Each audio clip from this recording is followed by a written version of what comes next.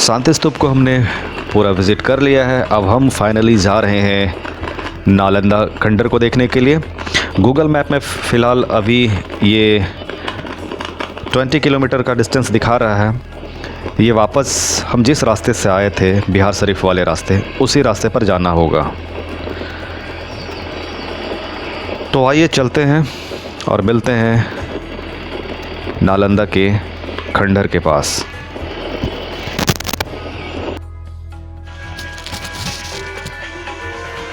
फ़िलहाल अभी हम पहुंच चुके हैं नालंदा के खंडर के पास।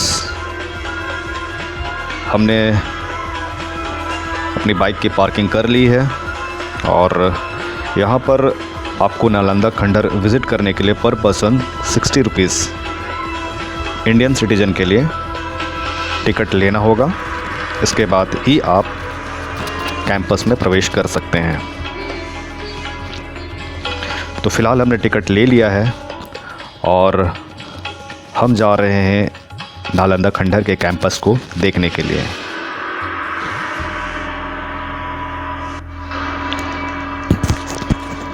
अभी हम हैं विश्वविद्यालय के कैंपस के अंदर। जब हम कैंपस में आए और इनके दीवारों को देखा तो ये दीवारें लाल पत्थर से निर्मित हैं और ये काफ़ी बड़े क्षेत्र में फैला हुआ है। पूछने पर पता चला कि यह 10 किलोमीटर लंबा और 8 किलोमीटर चौड़ा क्षेत्र में यह फैला हुआ है।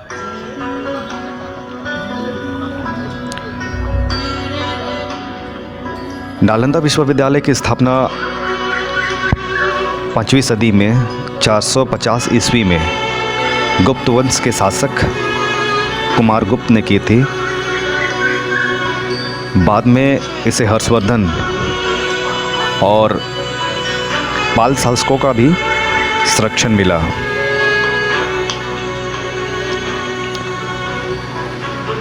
इस विश्वविद्यालय में 10,000 छात्र और 1500 शिक्षक अध्ययन किया करते थे।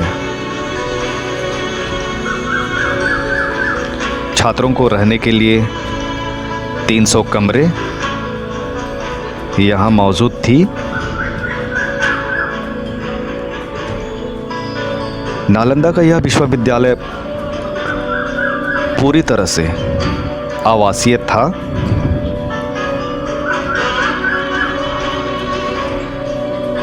जब हमने इस विश्वविद्यालय को देखना शुरू किया और इनकी दीवारों को देखा तो यहाँ पर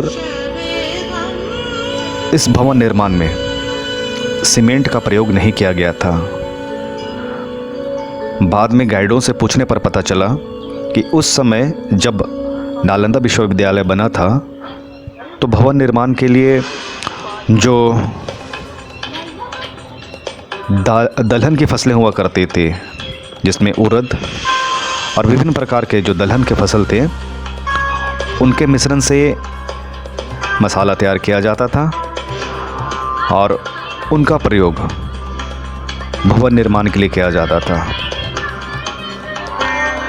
तो अभी जो आपकी स्क्रीन पर जो कैंपस है वो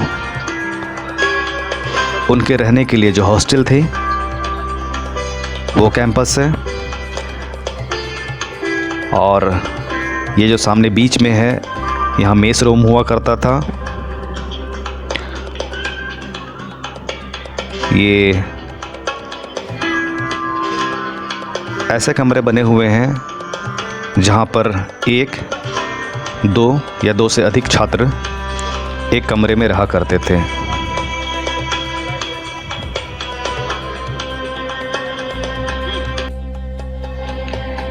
इस विश्वविद्यालय में जो प्रवेश की प्रक्रिया थी वह पूरी तरह द्वारपालों पर निर्भर थी।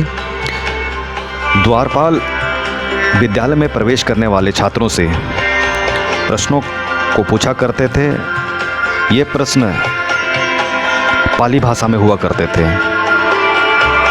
जिन छात्रों ने सही प्रश्नों का उत्तर दिया उन्हें विश्वविद्यालय में पढ़ने की परमिशन मिलती थी। इस विश्वविद्यालय में कोरिया, जापान, तिब्बत, इंडोनेशिया, तुर्की इन देशों के छात्र यहाँ अध्ययन करने के लिए आते थे। अगर आप इस विश्वविद्यालय के ऐतिहासिक धरोहर को देखने के लिए आते हैं तो आपको जैसे ही मेन गेट से आप एंटर करोगे वहाँ आपको गाइड मिलेंगे। आप किसी एक गाइड को अपने साथ ले लें और इस ऐतिहासिक धरोहर के विभिन्न हिस्सों में जाएं और उनसे जानकारियां लें। अगर आप ऐसा नहीं करते हैं तो आप इस प्राचीन ऐतिहासिक धरोहर को आप देख तो लोगे, लेकिन उनमें क्या है, क्या थी, आप इसकी जानकारियां नहीं ले पाओगे। इस ऐतिहासिक धरोहर को बाद में बख्तियार खिलजी के द्वारा जला दिया गया था। आपको अधिक और अच्छी जानकारी के लिए एक बार नालंदा के इस ऐतिहासिक धरोहर को देखना और विज़िट करना ज़रूरी है।